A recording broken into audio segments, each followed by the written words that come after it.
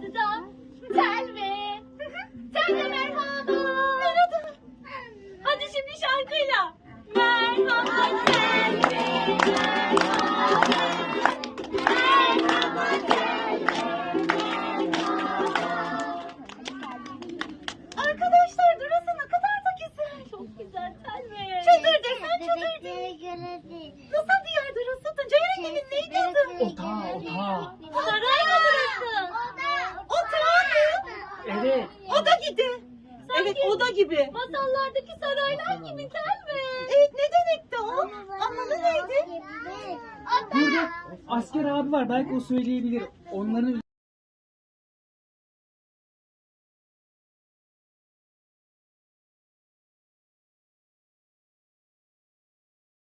Kazak halkına çok teşekkür ederiz. Kazak milletine çok teşekkür ederiz. Maşallah. Eyvallah. Esselamu Aleyküm. Allah yardımcı olsun. Sağ ol, teşekkür. Bu çadır aldık. 6 kişiyiz. Depremdedeyiz. Maşallah. Kimsiz? Muhallim. Yakup Kuzuhan. Kim? Ne yapıyorsun? Kılavuzlu Mahallesi. Deniz. Mesleğin. Meslek işçi. Maşallah.